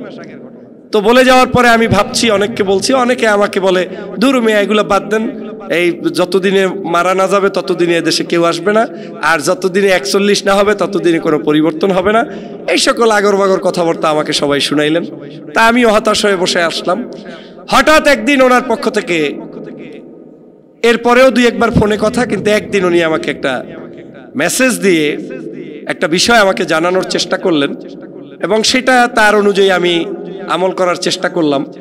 পরবর্তীতে ওই মেসেজের রিপ্লাইটা আসলো যে please pray for our victory. তা আমি তখন বুঝে ফেলছি যে আমাদের এই দেশের স্বাধীনতার জন্য তিনি আমাকে দোয়া করতে বলছেন, এবং আমাকে অ্যালার্ট থাকতে বলছেন যে অ্যাট দ্য এনি টাইম সে আমাকে এনিথিংস কমান্ড করতে পারে, এবং সেটা যেন দেশ ও জাতির উদ্দেশ্যে আমি অন্তত আমার ভয়েস থেকে বলি, এই ধরনের একটা প্রিপারেশন। এবং উনি ওই সময় বাহিরে ছিলেন, বিভিন্ন দেশ ঘুরে এসেছেন, কিন্তু উনি যখন এই বাংলাদেশে প্রবেশ করেছেন তখন জামাত ইসলামের অনেক নেতৃবৃন্দ তাকে নিষেধ করেছেন। দেশ তখন উত্তাল, কিন্তু সাহসিকতার পরিচয় দিয়ে ডাক্তার শফিকুর রহমান প্রবেশ করেছেন বাংলাদেশে, তিনি অবস্থান করেছেন। 5ই আগস্ট আপনারা দেখেছেন বাংলাদেশে তার প্রথম এই দেশের সেনাপ্রধান থেকে শুরু করে রাষ্ট্রের বিভিন্ন চক্র থেকে যে সকল নাম উচ্চারণ হয়েছে, তার মধ্যে 1 নম্বর নাম উচ্চারণ করতে বাধ্য হয়েছে ডাক্তার শফিকুর রহমান সাহেবের। কি ঠিক কিনা? আমাদের অনেক সময় হীনমন্যতা আমাদের ইতিহাসকে অন্যের কাঁধে নিয়ে যায়। আপনারা মনে মনে ভাবেন আমাদের শফিক ভাই, তিনি আবার স্বাধীন করে কেমনে, করতে এর চাইতে আরো বড় কিছু দরকার। না, আমাদের ডাক্তার শফিকুর রহমানই বাংলাদেশের স্বাধীনতার মুক্তির জন্য ফেকের করেছেন, লড়াই করেছেন, হিকমত করেছেন, কৌশল অবলম্বন করেছেন। দেশ বিদেশের বিভিন্ন শক্তি এবং দেশের মানুষদেরকে বিভিন্ন কায়দায় তিনি এই জায়গায় ইনভেস্ট করেছেন, কিন্তু তিনি সেখানে সাইনবোর্ড ঝুলিয়ে ইনভেস্ট করেন নাই। যেমন 5ই আগস্ট যখন বাংলাদেশে শেখ হাসিনা পালিয়ে গেছেন, তার মাত্র 2 দিন না 3 দিন আগে শেখ হাসিনা বাংলাদেশের একটি বৃহৎ সংগঠন জামাত ইসলাম সহ শিবিরকে দোষারোপ করে নিষিদ্ধ করেছিলেন। জামাত ইসলাম কোথাও দেখাতে পারবেন একটা ব্যানার নিয়ে মিছিল করেছে, মিটিং করেছে? অথচ উচিত ছিল তারাই সর্বাগ্রে রাস্তায় গিয়ে একটা প্রতিবাদ মিছিল দেবে, কিন্তু তারা সেটা দেয় নাই। এজন্যই যে তারা বিশ্বাস করেছে যে আমার এই শোফের মধ্য দিয়ে কিছু হবে না, বরং আমরা যদি শেখ হাসিনার পতন ঘটাতে পারি দেশ এবং জাতি মুক্ত হবে। তার মানে জামাত শিবির প্রত্যেকটি ক্রাইসিসে নেতৃত্ব দিয়ে বাংলাদেশের মানুষকে মুক্ত করে ছেড়েছে। আমরা অনেক সময় গোলাম আজমের নাম নিতে ভয় পাই, কষ্ট পাই, কিন্তু যদি কেউ জিজ্ঞেস করেন যে ভাই গোলাম আজমের নামটা আপনি নেন, বাংলা ভাষায় কথা বলেন কেন? এই যে আপনি আমি বাংলা ভাষায় কথা বলি, 52 ভাষা আন্দোলনের নেতৃত্ব দিয়েছে অধ্যাপক গোলাম আজম। আপনি তার প্রত্যেকটি বাক্যে আজকের বাংলাদেশে কথা বলছেন, সেই ব্যক্তির নাম স্বীকার করবেন তো দূরের কথা, সকাল সন্ধ্যা তাকে আপনার স্যালুট দেওয়া উচিত। সেটা না দিয়ে আজকের বাংলাদেশের অভাগা এই জাতি তাকে প্রতিনিয়ত ট্রোল করার চেষ্টা করছে, আর আমাদের মতো কিছু মানুষরাও সেটার সাথে একটু মিজিয়ে ঝিমিয়ে কথা বলার চেষ্টা করছে। ও তাহলে মনে হয় সত্য কথা। এই যে আপনাদের হীনমন্যতা, আমাদের হীনমন্যতা, আজকের আমাদের ইতিহাসকে অন্যের ঘাড়ে নিয়ে আজকের উঠিয়ে দেওয়া হচ্ছে। অথচ এই বাংলাদেশের 52 ভাষা আন্দোলনের একজন অন্যতম কারিগর গোলাম আজম সাহেব, যিনি জামাত ইসলামের অ্যাসেট, ঠিক কিনা বলেন? তাহলে আপনার দলের অ্যাসেট নাই কোথায়? 52-তে আছে, 24-এ আছে, 71-এও বাংলাদেশের যতগুলো জায়গায় বীর মুক্তিযোদ্ধাগিরি করেছেন, তাদের মধ্যে এখন বাংলাদেশের রাজনৈতিক দলের যদি হিসাব করা হয় যে কোন দলে মুক্তিযোদ্ধা পরিবারের সদস্য বেশি, তাও দেখবেন জামাত ইসলামের মধ্যে। এই যে আমাদের আমির সাহেব, তার পরিবার একজন মুক্তিযোদ্ধা পরিবার, তিনি বহুবার বলেছেন তার আত্মীয় স্বজনের মধ্যে। তো এই জায়গা থেকে ক্রেডিট নেওয়ার মতো প্রচুর জায়গা রয়েছে। আর কি কারণে কখন কোন জায়গায় বিরোধিতা জামাত শিবির করেছে তাও কিন্তু তাদের স্পষ্ট বক্তব্য আছে। এক নম্বর কথা হচ্ছে, যখন তারা অনুভব করেছে কেউ এই দেশটাকে কোনো একটি রাষ্ট্রের করদ রাজ্যে রূপান্তরিত করছে কিংবা ইসলামের তাহাজিব তামাদ্দুনকে নষ্ট করার চেষ্টা করছে, সেই জায়গায় একমাত্র জামাত শিবির তৎকালীন সময় তাদের স্টেটমেন্ট দিয়েছে। এছাড়া এদেশের কোনো খুন, ধর্ষণ, হত্যা, নির্যাতন কোনো জায়গায় জামাত শিবির সংশ্লিষ্টতা ছিল না। আপনারা দেখেন আমাদের এটিএম আজহারুল ইসলাম সাহেব মুক্তি পেলেন কয়েকদিন আগে। কি কারণে মুক্তি পেলেন? তিনি তো একজন ফাঁসির আসামি। তাহলে এটিএম আজহার সাহেবকে মুক্তি দেওয়া হয়েছে যে তিনি এই অন্যায় করেন নাই। তো আজহার সাহেব অন্যায় করেন নাই, এরকম একই অন্যায় চাপিয়ে দিয়ে যাদেরকে ফাঁসি দেওয়া হয়েছে সবগুলোই তো তাহলে অন্যায় হয়েছে, তাদের উপরে জুলুম হয়েছে, ঠিক কিনা?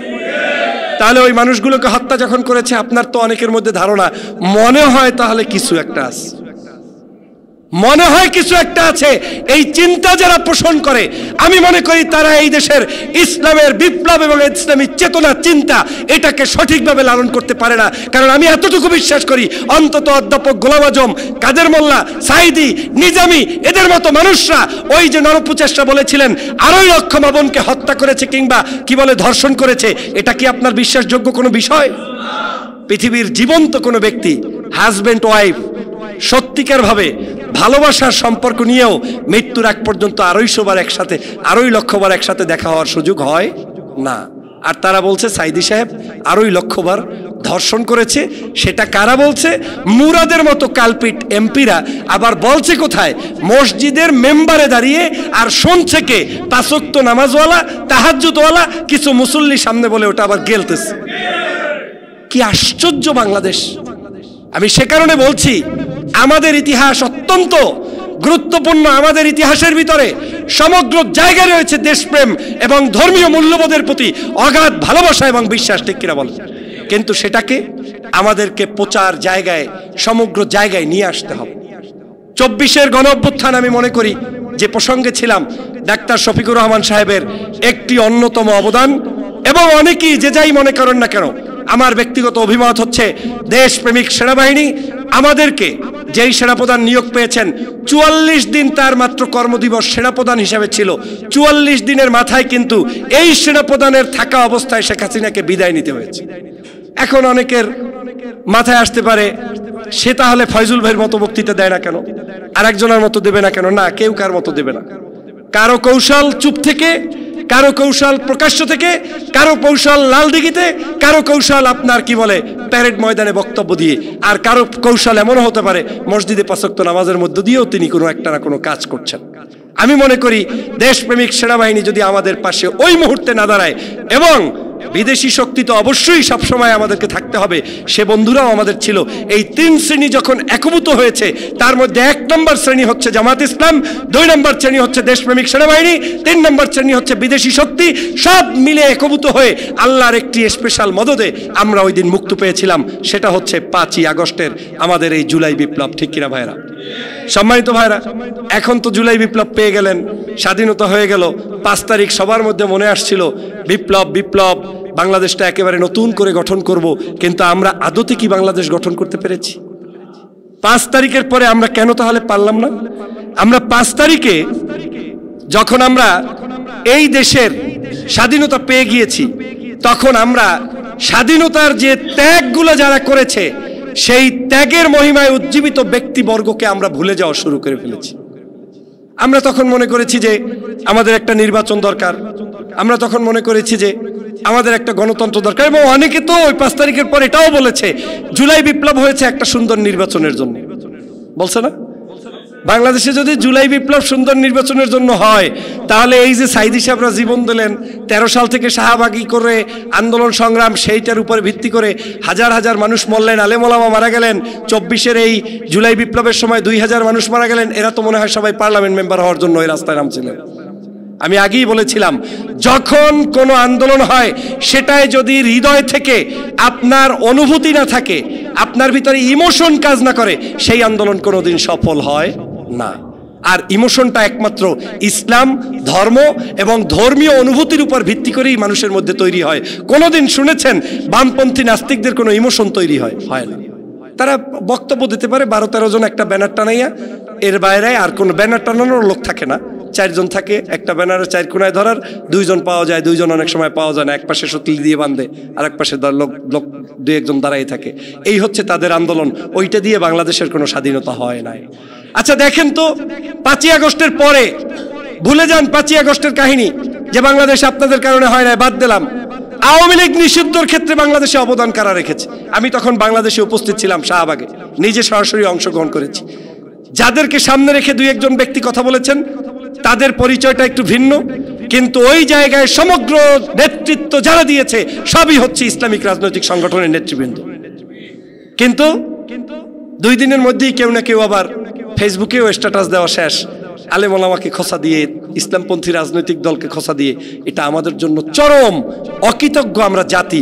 অথচ এই আওয়ামী লীগ নিষিদ্ধই হতো না যদি ওই দিন জামাত ইসলাম, ইসলামী আন্দোলন, তারপরে হেফাজতে ইসলাম, ইসলামপন্থী রাজনৈতিক দল বাদ দিলে 60 জন মানুষও অন্য দলের খুঁজে পাওয়া ওখানে যায় না। টানা আন্দোলন করে তাদেরকে। সে কারণে মাঝে মাঝে আমি বলি যে ইসলামের সব জিনিস গোপনে করার দরকার নাই ভাই, মাঝে মাঝে কিছু জিনিস করলে প্রচার করেন, যেটা নিজে করেন সেটা জাতিকে জানান। আজকে যদি এই 5ই আগস্টে শহীদ মিনারে সত্যিকার অর্থে জামাত ইসলামের কোনো একটা ফ্ল্যাগ উঠিয়ে টাক করে দেখানো হতো, তাহলে ডানে বামে সামনে পিছনে জামাত শিবির ছাড়া আপনি আর কিছুই খুঁজে পাইতেন না। কিন্তু তারা সেদিন হেকমতের সাথে ওই জামাত শিবির ট্যাগ সামনে ঝুলায় নাই। জাতির কল্যাণের জন্য তারা নিজেদেরকে দমন করে রেখেছেন, মানে ডাউন করে রেখেছেন, প্রকাশ করেন নাই। আর করেন নাই বিদায় এখন অনেকে আবার মাথাচাড়া দিয়ে উঠে আবারও সেই রাজাকার ট্যাগ লাগানোর জন্য নতুন ষড়যন্ত্রে মেতে উঠেছে। প্রিয় বন্ধুরা আমার, খুবই দুঃখজনক, এই দেশে রাজাকার ট্যাগ লাগানোর কারণে শেখ হাসিনার পতন হয়েছে। যেদিন তিনি বলেছেন রাজাকার রাজাকার, সেদিনের পর থেকেই ওই রোকেয়া হলে কে শিখিয়ে দিয়েছে যে তুমি কে আমি কে, রাজাকার রাজাকার, কে বলেছে স্বৈরাচার স্বৈরাচার। এই জিনিস তো শেখ হাসিনার একটা রাজাকার শব্দের মধ্য দিয়ে আজকের বিশ্ববিদ্যালয়ের সেই জায়গাগুলোতে এটা ওপেন হয়ে গিয়েছিল। এই যে বিশ্ববিদ্যালয় এখন যে শিবির নির্বাচিত হচ্ছে, একবার চিন্তা করে দেখেছেন? মনে হয় তাবলিগ জামাতের লোক, সব মনে হয় তাহাজ্জুদ পড়ে। মোটেও না।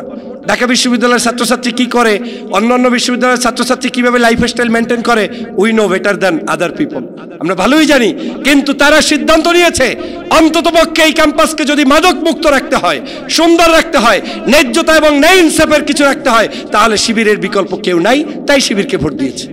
আর সে কারণেই আমি মনে করি আগামীর বাংলাদেশে বাংলাদেশ জামাত ইসলামের নেতৃত্বেই সরকার গঠিত হবে এবং সরকার প্রধান হবে ডাক্তার শফিকুর রহমান, ইনশাআল্লাহ।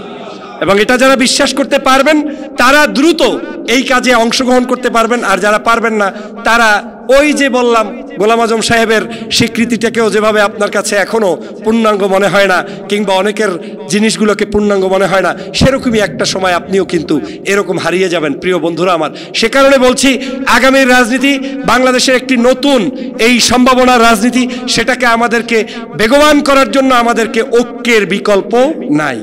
কোন জায়গায় আসতে হবে একটু জোরে বলেন, কোথায় যাব আমরা? এই পয়েন্টটাতে আমরা আলোচনা করে তারপরে আমি এন্ডিং করার চেষ্টা করব। আমাদের যে আলোচনা সেটা হচ্ছে যে আমাদের ঐক্য লাগবে। আমাদের এখন ঐক্যটা কাদের সাথে হবে? ঐক্য তাদের সাথে হবে যারা সত্যিকার অর্থে এদেশের ইসলামিক চিন্তাধারা, আদর্শ এবং ইসলামপন্থী রাজনৈতিক দলের কর্মকাণ্ডগুলোকে স্বীকৃতি দিতে পারবে, তাদের সাথেই ঐক্য হবে। এছাড়া কোনো মুনাফিকের সাথে ঐক্য হতে পারে না। কারণ মুনাফিকরা আপনার সাথে ঐক্য করে আপনার উপরে ভর করে এসে আপনারটাকেই তারা এখান থেকে নিয়ে যায়। আমি গত কয়েকটা ক্ষমতার পট পরিবর্তনের মানে একটু স্টাডি করে দেখলাম যে যতবার বিএনপি ধরেন এই দেশে ক্ষমতায় আসছে, আমি হিসাব মিলে এলাম যে কার কারণে আসছে। আমি দেখলাম যে কয়বার আসছে কয়বার দাড়িওয়ালা টুপিওয়ালা ইসলামওয়ালা, ইসলামী মূল্যবোধের সরকার দরকার তাই তাকে ভোট দাও, ওই মার্কা ঠেকানোর জন্য এই মার্কায় ভোট দাও, এই চেতনা বিক্রি কইরা আমরা কিন্তু একটা দলকে বারবার ক্ষমতা আনছি, ঠিক কিনা বলেন? তৎকালীন সময়ে যারা ইসলামী মূল্যবোধের ছিলেন তারা কোনোদিন নিজে সাহস করে আলাদা প্ল্যাটফর্ম তৈরি করে নেতৃত্ব দিয়ে ওভাবে চিন্তা করেন নাই বিদায়ী আমরা আরেকজনের বর্গা খাটছি, আরেকজনের নৌকা টানছি, কিন্তু আমরা নিজেরা নৌকার নেতৃত্ব কিংবা আমরা নিজেরা জাতির নেতৃত্ব দেওয়ার জন্য সেই সময় হয়তো তৈরি হই নাই, কিংবা সেই চিন্তা আমাদের মাথায় ছিল না, সে কারণে আমরা কিন্তু পারি নাই। 5ই আগস্টের পরে ডাক্তার শফিকুর রহমান সাহেব সহ যখন জামাতের অনেক মানুষ বলা বলি শুরু করলো, আমরা আল্লাহ যদি আমাদেরকে ক্ষমতায় আনে তো আমাদেরই অনেক ভাইরা বিরোধী দল তো হয়েই যাব, এই কথা বলা শুরু করছিল কিনা? তো বিরোধী দল তো হয়েই যাব এই কথা বলছে কয় মাস? 2 থেকে 3 মাস। দেখেন আপনার সাহসিকতার কারণে বাংলাদেশে এখন আর জামাত ইসলামকে কেউ বিরোধী দলই বলে না, সবাই বলে আগামীর ক্ষমতায় আসবে জামাত, বিরোধী দল অন্যরা হইতেও পারে। কি কথাটা শোনেন নাকি? না আমি একাই শুনি? আপনারা শোনেন না আমি একাই শুনি? তার মানে হচ্ছে আপনি যখন একটু সোজা হয়ে দাঁড়িয়েছেন, আপনার এই সোজা হয়ে দাঁড়ানোর মধ্য দিয়ে বাংলাদেশের প্রত্যেকটি মানুষ এখন বিশ্বাস করা শুরু করেছে যে জামাত ইসলাম ছাড়া বিকল্প কিছু নাই। এর কারণও আছে। 5 তারিখের পরে ঝাপভাঙ্গা, মামলা দেওয়া, হামলা করা, অত্যাচার করা, জুলুম করা, এর একটার সাথেও এই সংগঠনের সম্পৃক্ততা নেই, বরং এই সংগঠন গত 16 বছর সকল রাজনৈতিক দলের চাইতে বেশি নির্যাতনের শিকার হয়েছে, ঠিক কিনা বলেন? তাহলে তাদের উপরে মানুষ আস্থা না রাখলে পাবে কই? আমি অবাক হই, গল্প শুনলে আপনারা অবাক হবেন। আমার কানে কানে এসে ফ্যাসিস্টের লোকেরা বলে, ভাই ভোট আপনারে দেবো, কিন্তু আপনি কিন্তু 16 বছর কম জ্বালান নাই কেন? টক শো আপনিই করছেন, আমাকে গালিগালাজও দিয়েছেন। তা আমি বললাম যে আমি গালি দিছি, আমি খারাপ আচরণ করছি, দূরে বসে বসে বক্তব্য দিছি, তারপরে আমারে কেন ভোট দেবেন? কয় ভাই আপনি 5 তারিখের পর আইসা আপনার তো যা বলছেন ওই দূরে বসে বলছেন, কিন্তু আসার পর তো আমার নামে মামলা দিয়ে, হামলা দিয়ে, জুলুম করে অন্যায়ভাবে আমার জমি দখল করেন নাই। তা আমি বললাম আপনি কি কোনো চুরি করছেন, ডাকাতি করছেন? কয় না। অন্যায় করছেন? কয় না। তা আপনি একটা দল করেন, ওটা তো বিষয় না, দল আপনি যে কেউ করতেই পারে, কিন্তু আপনি যেহেতু অন্যায় করেন না, আপনি নাগরিক হিসেবে বাংলাদেশে বসবাস করবেন, ওইটাই জামাত ইসলাম বিশ্বাস করে, সে কারণেই জামাতকে ক্ষমতায় আনা দরকার। তখন ওনরা অবাক হয়ে যায় যে আসলেই নিরাপদ। এটা আমি ছোটবেলা শুনতাম, আমি চট্টগ্রাম বিশ্ববিদ্যালয়ের ছাত্র ছিলাম, তৎকালীন সময় শিবিরের বেশ দাপট ছিল।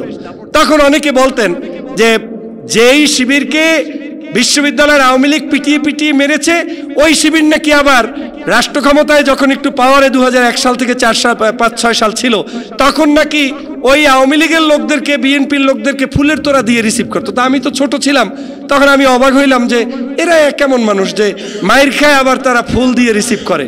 পরে দেখলাম যে না, এই ফুলের শক্তি সকল প্রকার জুলুম, অত্যাচার, নির্যাতনের চাইতে অনেক বেশি শক্তিশালী, সেটা জামাত ইসলাম এবং শিবিরই দেখিয়ে দিয়েছে। আজকের প্রিয় বন্ধুরা আমার, সে কারণে আগামীর এই 24 পরবর্তী দেশ গঠনে সুশীল এবং তরুণদের সমাজ নিয়ে যে ভাবনাটা, সেই ভাবনাটা আপনি খালি সুশীলদের কাছে ছাইরে দিলে হবে না। এই 53 বছরে নারীর অধিকার প্রতিষ্ঠার জন্য বহু মানুষ বহু কথা বলেছে, গল্প করেছে। 2 জন নারী প্রধানমন্ত্রী ছিল, কেউ কোনোদিন বলে না যে মহিলাদের কাজ 8 ঘন্টার জায়গায় 5 ঘন্টা করো বা 6 ঘন্টা করো বা 3 ঘন্টা করো। একমাত্র দাড়িওয়ালা, সাদা পাকা, টুপিওয়ালা একজন ব্যক্তি জামাতের আমির ডাক্তার শফিকুর রহমান বলেছে। এখন আবার ওই সুশীল সমাজের মাথা গরম হয়ে গেছে। তাহলে তোমরা কেমন সুশীল? যে সুশীলরা নারী অধিকার প্রতিষ্ঠার জন্য সকাল সন্ধ্যা ব্যানার টানাও, তা আবার একপাশে রশি ধরে, একজনে একপাশে রেল লাইনে টানাই টুনাই ওইখানে বসিয়া এইসব আকাম কুকাম করেন, তারা আজকের 53 বছরে নারীর কাজ কমিয়ে নারীর অধিকার প্রতিষ্ঠার জন্য একটা আওয়াজ তুলে নেয়। যখন শফিকুর রহমান সাহেব আওয়াজটা তুলে নারীর অধিকার প্রতিষ্ঠার জন্য আন্দোলনে সম্পৃক্ত হলেন, তখন আবার আপনারা এটার বিরুদ্ধে রাস্তাঘাটে বিভিন্ন জায়গায় প্রোপাগান্ডা শুরু করে দিয়েছেন। কেন? তার মানে হচ্ছে আপনারা কারো অধিকারে বিশ্বাস করেন না, আপনারা একমাত্র ইসলাম নিধনের অধিকার কি বিশ্বাস করেন, ঠিক কিনা বলেন? প্রিয় ভাইরা আমার, ডাক্তার শফিকুর রহমান সাহেব এমন কিছু মেথড আমাদের সামনে উপস্থাপন করেছেন, আমি অবাক হয়ে যাই। 3টা জিনিস দেখেন। রাষ্ট্র সংস্কারের তিনি বলেছেন, যে কথাটা এইমাত্র বললাম যে 5 ঘন্টা কাজ, আপনি ভাবতে পারেন 5 ঘন্টা কাজে অনেকে মনে করে নারীর উপকার হবে। আমি তো দেখি যে আমার স্ত্রীর চাইতে আমার বেশি উপকার হবে। আমি আমার স্ত্রীকে আগে যে সময় পেতাম সংসারে, তার চেয়ে আরো 3 ঘন্টা আমিও কাছে পাবো। তিনি আমার পরিবারের সন্তানটিকে আগে যে সময় দিতেন তার চেয়ে আমার সন্তান আরো বেশি সময় পাবে। তারপরে আমার এই আত্মীয় স্বজন সামাজিক বন্ধন তৈরির জন্য একটা পরিবার আমার সাথে সময় আছে। আমার কয় মিনিট আছে? তো আমি, আপনারা কি বিরক্ত হচ্ছেন? তো সেই জায়গায় তিনি যে কার্যক্রমটা করে দেখিয়েছেন এটার ভিতরে এত বেশি আছে। এখন বলেন 8 ঘন্টার কাজ থেকে যখন 5 ঘন্টা করা হয়েছে, তার মানে 3 ঘন্টা কাজের জন্য আরো কিছু ভ্যাকেন্সি তৈরি হয়েছে কিনা? ওই ভ্যাকেন্সিগুলো কারা পূরণ করবে?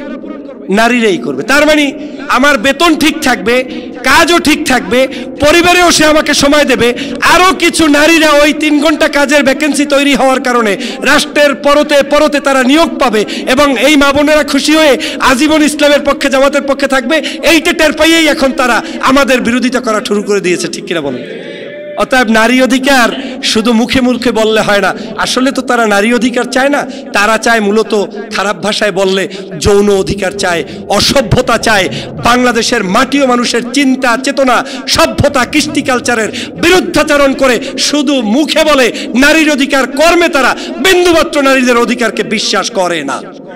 সম্মানিত ভাইরা আমার, দ্বিতীয় আরেকটি প্রজেক্ট, এক হাতে সার্টিফিকেট, এক হাতে কি চাকরিটা আসছে কোন, এক হাতে কি আর এক হাতে চাকরি। এমন কি আছে বাংলাদেশে? সবাই বলে আমরা 1 কোটি চাকরি দেবো, 1.5 কোটি চাকরি দেবো। তুমি 1 কোটি দিলেও তো একটা সংখ্যা বললা।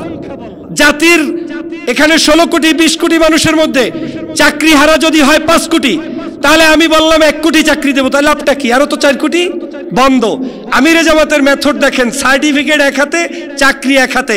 দ্যাট মিনস আমার হাতে যোগ্য সম্পন্ন ব্যক্তি আসবে আর চাকরিতে ঢুকবে। এখানে আর সংখ্যা টংখ্যা লাগবে না, কোনো মানুষই আর বেকার থাকার সুযোগ থাকবে। কিন্তু বলছে তো জামাত ইসলামের নেতা, এই কারণে এইটা আর প্রচার করা যাবে, এইটা আর মিডিয়ায় পাবলিশ করা যাবে না। আর এইটা যদি কোনো একজন বাম পেটানো টাই প্যান্টওয়ালা নাস্তিকবাদী কোনো এক দালাল যদি কোনো একটা শাহবাগের চত্বরে কিংবা ঘুমাইয়ে ঘামাইয়াও গাজা টাজা টাই না সেই মুহূর্তে বলতে পারতো, বলতো জাতির বিবেক, কত সুন্দর কথা, এবং পত্রিকায় এখন অনেক বড় বড় হেডলাইন করে নিউজ আসতো। কিন্তু আপনারা বলার কারণে, আপনারা তো বলেনই না, এমনকি এদেশের মিডিয়াও বলে না, এমনকি আমাদের দলের নেতাকর্মীরাও এটা বলতে ভয় পায়। আমি যখন ক্যাম্পেইনে গিয়ে এইসব কথা বলি, অনেকে বলে ভাই আস্তে কন আস্তে কন। কেন? কাজে কি আসলে সম্ভব কি না? তা আমি কি সম্ভব না হলে কি আমিরে জামাত বলতে পারছি? চিন্তা করেন যে আমাদের কোথায় কোথায় দুর্বলতা। সবচেয়ে বড় দুর্বলতা হচ্ছে আমরা আমাদের নিজস্ব যে জিনিসগুলো তৈরি করছি সেটাও মানুষের কাছে প্রচার করতে পারছি না। 3 নম্বর, উনি আর একটা কাজ করছেন। বাংলাদেশে মাইনরিটি মেজরিটি, এজন্য কি আছে, হিন্দু বৌদ্ধ খ্রিস্টান পরিষদ পর্যন্ত আছে, যাতে অধিকার প্রতিষ্ঠা লাগবে। আর আমিরে জামাত বলে দিয়েছেন এদেশে মাইনরিটি আর মেজরিটির কোনো শব্দ চয়নই থাকবে না, থাকবে একটা শব্দ, সেটার নাম হচ্ছে আমরা মানুষ। মানুষ হিসাবে যার 1 ইঞ্চি জমির মালিক, উনি 1 ইঞ্চি জমির মালিক হিসাবে বাংলাদেশে স্বাধীনভাবে ভোগ করবে, চলবে, থাকবে। যার 10 কুড়ে জমি আছে সে 10 কুড়ে জমি হিসেবে থাকবে। সে মুসলমান না হিন্দু সেইটা বাঁকা চোখে দেখানোর কোনো সুযোগ নাই। অথচ এই বক্তব্য বাংলাদেশের কোনো প্রগতিশীল নেতাও আজ পর্যন্ত দেয় নাই। অথচ আমরা মাইনরিটি মেজরিটি বলে গল্প করি, আমরা এটা করি সেটা করি। প্রিয় বন্ধুরা আমার, সে কারণে বলছি, আপনারা যারা 24 পরবর্তী দেশ গঠন করতে চান, সুশীল এবং তরুণ সমাজের ভাবনা চিন্তা করছেন, আপনাদের প্রথম ভাবনাটা করতে হবে আমাদের প্রত্যেকটি অধিকার নিজ দায়িত্বে আদায় যেমন করতে হবে, আমাদের প্রত্যেকটি ইতিহাসকে নিজ দায়িত্বে এস্টাবলিশ করতে হবে এবং আমাদের এই হারিয়ে যাওয়া সকল স্মৃতিগুলো জাতির সামনে অকপটে স্বীকার করে প্রত্যেকের মননে মগজে শিক্ষায় আধুনিকতায় সমস্ত জায়গায় আমাদেরকে ইনপুট করতে হবে। সেটা করতে পারলেই আপনি 24-এর অভ্যুত্থানের একটু হইলেও চেতনা লালন করতে পারবেন। আর যদি না পারেন, এই 24-ও একদিন হারিয়ে যাবে। একটা সময় বলবে 24 ছিল মৌলবাদীদের উত্থানের দিন, কি বলবে না? 24 ছিল ইসলামী মূল্যবোধের সন্ত্রাসীর দিন, 24 ছিল ফেসিবাদ নয় বরং দেশপ্রেমিক মানুষদেরকে হত্যার দিন। এই সব শয়তানি আগামী দিনে করার জন্য কিছু কিছু মানুষ তৈরি হয়েছে, আর কিছু আমাদের সাথে বসবাসরত মানুষরাও সেইটার সাথে জোয়ার দেবে শুধু ক্ষমতার কারণে। কি কারণে? কেন? তারা যখন দেখবে আমাদের তো উদ্দেশ্য আর আখেরাত নাই, দুনিয়ারও বড় কোনো শান্তি ইচ্ছা ছিল না, ইচ্ছা ছিল মন্ত্রী এমপি হব, তাও যেহেতু হইতেই পারি নাই, তাই ফেসিস্ট নিয়ে আমরা সবাই মিলে আবার একসাথে আন্দোলন করিয়া যদি ভাগে যোগে কিছু খাইতে পারি খাবো, তাতেও ভালো, কিন্তু মগ এইসব লাগবে না। কি কয় এটারে, আপনার এই বরিশালের ভাষায় বললাম যে আমাদের এই সকল মানে অভ্যুত্থান লাগবে না, আমাদের এই সকল বিপ্লব লাগবে না, এবং সেটার জন্য অনেক মানুষ তৈরি হচ্ছে। অতএব আমাদেরকে যারা 24-এর চেতনা ধারণ করে লালন করে তাদেরকে এখন থেকে নিজ দায়িত্বে 24-এর জন্য কাজ করতে হবে। প্রিয় ভাইরা আমার, আমরা আমাদের বুক, পুস্তক, আমাদের সিলেবাস, আমাদের শিক্ষা ব্যবস্থা, আমাদের নিজস্ব জায়গায় আমি ধন্যবাদ জানাই। একটা বই পাইলাম 24-এর বিপ্লব, তারেক উদ্দিন নোমান ভাই আছে নাকি এখানে? নোমান ভাই চলে গেছে তো, নোমান ভাই একটা বই উপহার দিলেন, একটা বই অন্তত চিটাং এসে পেলাম যেটা 24 রিলেটেড। আমি মনে করি আপনারা প্রত্যেকে লিখবেন, এবং এই যে কথাগুলো বলেছি এই কথাগুলো লেখে লেখে লেখে লেখে ইতিহাসের ভান্ডার তৈরি করবেন, তাহলেই একমাত্র আগামী 100 বছর পরেও এই 24 বিলীন হয়ে যাবে না। আর না হয় এই 24 এখন তো অনেক সময় বিলীন হয়েই গেছে, জাতীয় অনেক ইস্যুতে আপনাদের নাম নাই, বরঞ্চ আপনাদেরকে বাস দেওয়ার জন্য অনেকগুলা যে সিস্টেম চালু করে রাখা আছে। অতএব প্রিয় ভাইরা আমার, সেই জায়গা থেকে আমাদেরকে সতর্ক হতে হবে। আমাদের এই 24টাকে লালন এবং পালন করতে হবে, যুব সমাজদেরকে আমাদের এটা বুঝাতে হবে। আমি একটা সর্বশেষ একটা পয়েন্ট বলি, আপনারা খেয়াল করেছিলেন আওয়ামী লীগের আমলে নারায়ে তাকবীরের মিছিল নিষিদ্ধ প্রক্রিয়ার মতো একটা অবস্থা ছিল। শেখ হাসিনার একজন আত্মীয় সংসদে নিজে দাঁড়িয়ে বলেছিলেন যে বাংলাদেশে কোনো লিল্লাহে তাকবীরের ধ্বনি হইতে পারবে না। আমি ওই এমপি সাহেবের নাম ভুলে গেছি, সম্ভবত ফুফাতো ভাইয়ের ছেলে, আপনার বাগেরহাটের এমপি, কি নাম কেউ যদি জানেন বলেন? হ্যাঁ, শেখ হেলালের ছেলে, শেখ তন্ময়। তিনি বলেছিলেন, এবং আমি সেটা নিয়ে প্রতিবাদ করেছিলাম, টকশো করেছিলাম। শুধু সেইটা না, আমাদের অঞ্চলেরই বিএনপির এক বন্ধু বক্তব্য তার বাবার স্টাইলে দিতে গিয়ে তাকবীর দিছিল। বিএনপির এক নেতা বলছিল যে এই তাকবীরের ধ্বনি আমাদের দলীয় কোনো এজেন্ডা না, এটা হচ্ছে ব্যক্তিগত মিছিল। কি বলে নাই, শোনেন নাই? তো আমি সেই কারণে বলছি, যেই সময়ে এইরকম কঠিন পরিস্থিতি ছিল সেই মুহূর্তেও প্যান্ট পরা, টাই পরা, শার্ট পরা ঢাকার বিভিন্ন স্কুল কলেজ থেকে আওয়ামী লীগের আমলে রাস্তায় নেমে লিল্লাহে তাকবীরের ধ্বনি হয়েছে, হয় নাই? অতএব আমাদের পরতে পরতে ইসলাম, আমাদের প্রত্যেকের জিনে জিনে ইসলাম, আমাদের এই দেশ থেকে ইসলামী মূল্যবোধ, কৃষ্টি, কালচার, সভ্যতা কেউ কোনোদিন হারাতে পারবে না যদি আমরা সত্যিকার অর্থে প্রস্তুত থাকি। আপনারা কি প্রস্তুত থাকতে চান? আগামীর বাংলাদেশকে কারা কারা ইসলামের বাংলাদেশ দেখাতে চান? হাত তোলেন। হাত তুলতে যাদের এত কিপটেমি, তাহলে দেখতে চাই। সবাই তুলছেন? নারায়ে তাকবীর। হয় না? আরেকটু জোর বলেন, নারায়ে তাকবীর, নারায়ে তাকবীর। আল কোরআনের আলো ঘরে ঘরে জ্বালানোর, এই তো কেসা আর একটা মনে পড়ছে, এই ঘরে ঘরে জ্বালানোর জন্য একদল শয়তান লাগিয়াস। কেন জানেন? আল কোরআনের আলো যদি ঘরে পুষান যায়, মসজিদের মেম্বারে পুষান যায়, মিলাদ শরীফের মধ্যে পুষান যায়, তাইলেই ওই বাটপারদের একটা সুবিধা হয়ে যায়। তারা এই দেশের নেতৃত্ব করবে, বিশ্ববিদ্যালয় চালাবে, সংসদ চালাইবে, আর আপনি ঘরের মধ্যে কোরআন জ্বালাই বসে থাকবেন। বাংলাদেশের প্রত্যেকটি ঘরে ঘরে এখন কোরআন আছে, প্রত্যেকটি ঘরে একজন বুড়া মহিলা হইলেও তেলাওয়াত করে, কিন্তু বাংলাদেশের যেই জায়গায় কোরআন দরকার সেটা হচ্ছে সবার আগে সংসদে। ঠিক কিনা বলেন? অতএব আমি বিশ্বাস করি আল কোরআনের আলো এখন থেকে যারা মিছিল দেবেন সব সময় বলবেন সংসদে যান, প্রশাসনে যালো, সচিবালয়ে যালো, এটার বাহিরে আমাদের মিছিল হওয়ার কোনো সুযোগ। আর যদি সেটা করেন তাহলে সিন্নি খাওয়া টাইপের, আমাদের দেশে আগেও কিছু মুসল্লি ছিল, এখনো আছে, ওই রকম করবে। আমাদেরকে ঘুমন্ত রেখেই ইসলামী তাহাজিব, তামাদ্দুন এবং ইসলামী রেনেসা বিপ্লবকে তারা দবিয়ে রাখতে চায়, সেটা আমরা কোনোদিন হতে দেব না। অতএব আরেকবার তাকবীর দিবেন, নারায়ে তাকবীর। আল কোরআনের আলো সংসদে সবাই জ্বালাইতে চান? আল কোরআনের আলো। সম্মানিত প্রিয় ভাইরা, আমি জানি আপনারা অনেক বিজ্ঞজন, অনেক মানুষ যারা এই 24 এবং এই বিপ্লবের সাথে সরাসরি সম্পৃক্ত ছিলেন, আলোচনায় সম্পৃক্ত ছিলেন, ব্যক্তিগত উদ্যোগে কাজ করছেন। প্রিয় ভাইরা আমার, আপনারা যদি সবাই নিজেরা নিজেদের জায়গা থেকে এই কাজগুলোকে এগিয়ে নিয়ে যান এবং আপনারা সেই কাজ করেন, তাহলে আগামীর বাংলাদেশ অবশ্যই ইসলামের বাংলাদেশ হবে। বিশেষ করে আপনাদেরকে একটি সর্বশেষ এলান দিয়ে যেতে চাই, আগামীর বাংলাদেশকে ইনসাফ ও সাম্যের বাংলাদেশ আমাদের বানাতে হবে। এইটা তো অন্তত আমরা পারবো। ইনসাফ সাম্যটা কি?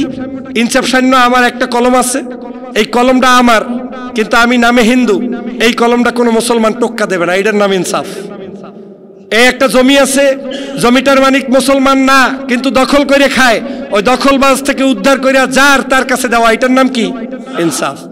আমরা বাংলাদেশের অনেক কিছুই হয়তো পরিবর্তন করতে পারবো না, কিন্তু এতটুকু পারবো, যদি ন্যায় ও ইনসাফের রাষ্ট্র কায়েম করতে পারি তাহলে এই বাংলাদেশের সমগ্র জায়গায় আস্তে আস্তে আস্তে আস্তে করে মানুষ তৈরি হবে। একটা সময় গিয়ে আপনার কাঙ্ক্ষিত লক্ষ্য, যেটার জন্য আপনি লড়াই করছেন, সংগ্রাম করছেন, শপথ পড়ছেন, সেই জায়গায় যেতে সক্ষম হবেন। অতএব প্রিয় বন্ধুরা আমার, আসুন আগামীর বাংলাদেশে আর কোনো টাউট বাটপারদেরকে আমরা রাষ্ট্র ক্ষমতায় আসতে দেব না। ন্যায় ও ইনসাফের পক্ষে, ধর্মের পক্ষে, ইসলামের পক্ষে আগামীতে যে নির্বাচন হবে সেই নির্বাচনে আমরা সম্মিলিতভাবে প্রচেষ্টা অব্যাহত রেখে এই বাংলার মাটিতে আমরা ইনসাফের সরকার কায়েম করব ইনশাআল্লাহ। সবাই ভালো থাকবেন, সুস্থ থাকবেন।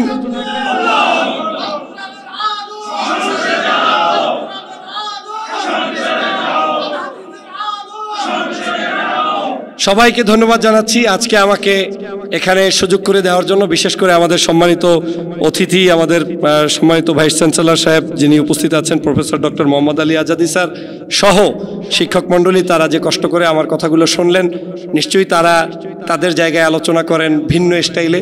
আমি রাজনীতিবিদ হিসাবে রাজনৈতিক স্টাইলে কিছু কথা বলার চেষ্টা করেছি, ভুল ত্রুটি হলে ক্ষমা সুন্দর দৃষ্টিতে দেখবেন। আর আমার জন্য দোয়া করবেন। ঝালকাঠি এক আসনে আমাকে গত পরশুদিন রাতে কেন্দ্রীয়ভাবে সিদ্ধান্ত দেওয়া হয়েছে যে ওই আসনে আমি নির্বাচন করব ইনশাআল্লাহ। বাংলাদেশ জামাত ইসলামীর নেতৃত্বে যে সরকার গঠিত হবে সেই সরকারের ক্ষুদ্র পার্ট হয়ে আপনাদের এই যে দেশ গঠনের সামান্যতম অবদান রাখতে যাতে আমার আসনটা ভূমিকা রাখতে পারে সেই প্রত্যাশা এবং দোয়া কামনা করে আমার বক্তব্য শেষ করছি। আয়োজক কমিটিদেরকে ধন্যবাদ জানাচ্ছি, সবাইকে ধন্যবাদ জানিয়ে বক্তব্য শেষ করছি। আল্লাহ হাফেজ। আসসালামু আলাইকুম ওয়া রাহমাতুল্লাহি ওয়া বারাকাতুহু।